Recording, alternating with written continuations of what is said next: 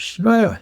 So let's continue our Sutra studies. So we're going to go with Sutra 17 and 18 tonight. So last time we were talking about Vairagya or dispassion. So the mind can get pulled to things, that's okay. But do these things bring us closer to our goal or take us further from our goal? And whatever the goal is, why are you here? What gives you joy, meaning, inspiration in life? What are your goals? Probably if you're listening to a video on the Sutras or here in person, there's some kind of goal of health, physical health, mental health, spiritual health. So dispassion, we can say, is this activity, this thing around me, is it bringing me closer to my goal or taking me away from it? And when we ask those questions, maybe we start to say, that one Harvey's veggie burger was good, but I don't need the second one. That's going to take me away. Harvey's is a restaurant in Canada, a fast food place for those not in Canada. They have veggie burgers that are very good, but they're not that healthy. So, if my goal is health, then maybe I don't need the extra one. And then I don't even need the first one, right? So we can go slowly like this. So now we're going to look tonight at an interesting topic. We're going to see two different types or levels of samadhi or enlightenment. This is a little bit more esoteric, but I'm going to see if I can keep it kind of practical for us. So we start with Sutra 17. Chapter 1. Samprajnata Samadhi, samadhi with consciousness, is accompanied by reasoning, discrimination, bliss, and an awareness of individuality. So samadhi, that's the eighth limb in yoga, and we'll see that later on in chapter 3. That's kind of the goal of Raja Yoga. We can call it enlightenment or absorption, where the object of meditation, the act of meditating, and the meditator all merge into one. So right now, I'm Mike or Anjaneya. I'm meditating on the statue of Hanuman over here. So there's me doing the act of meditation on something. And eventually, if I can practice for a few lifetimes, the act of meditating, the meditator, and the object all merge into one. There's no more Mike in the statue of Hanuman, and I'm meditating. There is just the essence of Hanuman. So the essence of what the object of meditation is. That's what you experience. So this is enlightenment, and an aspect of enlightenment. We'll see there's different levels. And if we can live in that state, we have complete understanding of everything, including our own self. So that's a little bit of samadhi. So now in this sutra, they talk about kind of 4 different breakdowns of objects of meditation for this meditation with consciousness or with seed. So in this meditation, there's still the meditator and the object of meditation, but each one gets a little bit more subtle. So we'll take a look at these 5 terms. You don't have to memorize the terms. There's no exam, but it's just to give us an idea of how we're going in our practice. So the first object of meditation, it's called Savitarka. Savitarka gives us an object through our 5 senses. So something we could see, smell, taste, touch, or hear. And this is what we normally meditate on. Maybe it's like a murti. Maybe it's a picture. This is the picture that fell down during class. That's the Subramanya murti from the temple up at the ashram in Valmorai. I didn't have a statue of Subramanya, so I got this picture and keep it at home. So we can meditate on a statue, something concrete. Maybe if you like nature, you meditate on a flower or a tree, something like this. So it's something physical. It's a little bit more tangible. This is easier to meditate on. And that makes it a little easier to hold the focus, to keep the concentration. And this is also what we do in science, right? We concentrate on one thing, one aspect. If you're a biologist and you study a cell, you gain information about the cell, studying through your 5 senses. And then in yoga, we meditate on Hanuman or Ganesha, or a plant, and we get knowledge about that in a different way. So it brings about knowledge. And then the second level, we can say, is Nirvitarka. And Nirvitarka is a little bit more subtle. Now it's not the 5 elements that we're reaching through our senses, but the subtle aspects of the elements. So this would be something like a chakra meditation on the energy points in the body. So this is a little bit more subtle. In Shivananda Yoga, if you've done the teacher training, or advanced teacher training or the sadhana intensive, we do a practice called samanu. And this is an amazing pranayama where it's just, all the advanced pranayamas, basically alternate nostril breathing with deeper concentration.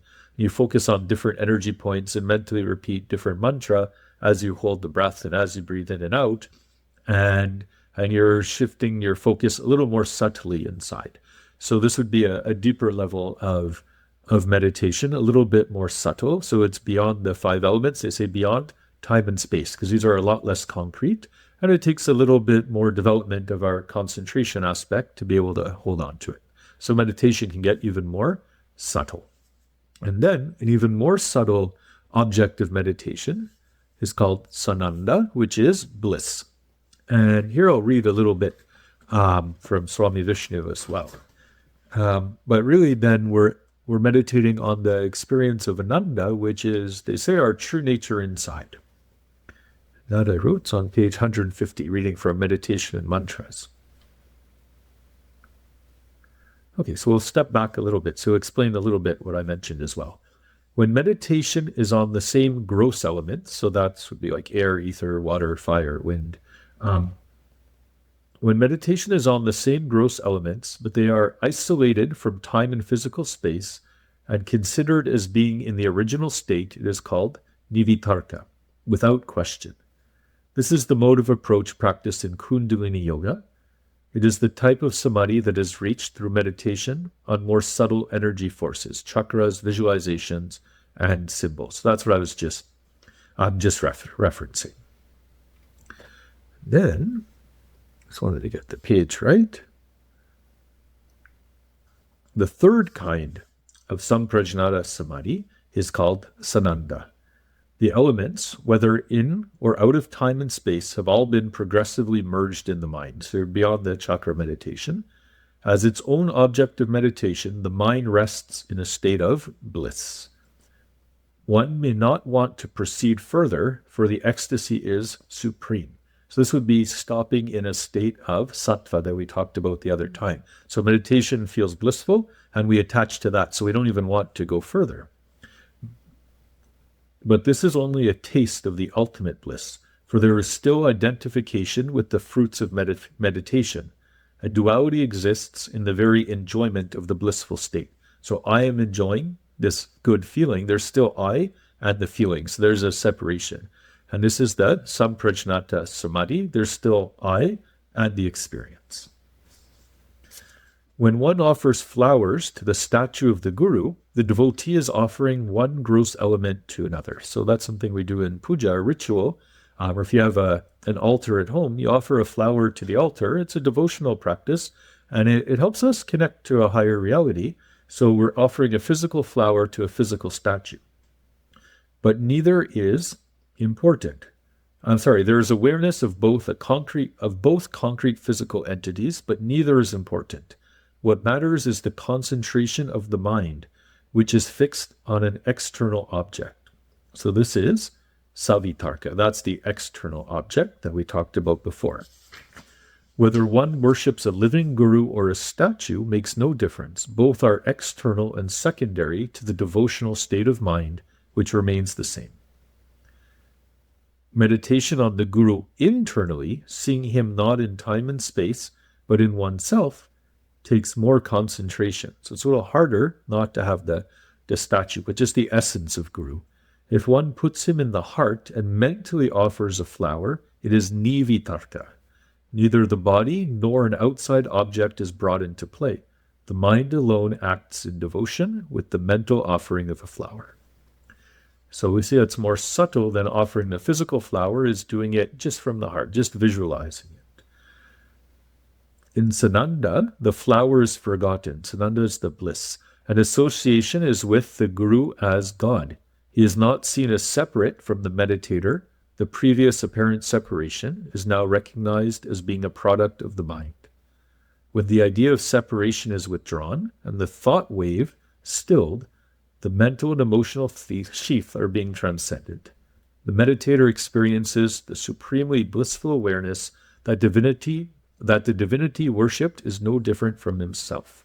So in a deeper level, The act of worship brings about a feeling of love, devotion, or bliss. And we cannot be the one, I am doing this and feeling blissful. There's just the feeling of bliss. So that's a more subtle aspect, is meditating on the inner bliss. And then the last one is called the susmita. And susmita is identification with unqualified ego. So we're letting go of this sense of self a little bit further. And we'll see what Swami Vishnu says here.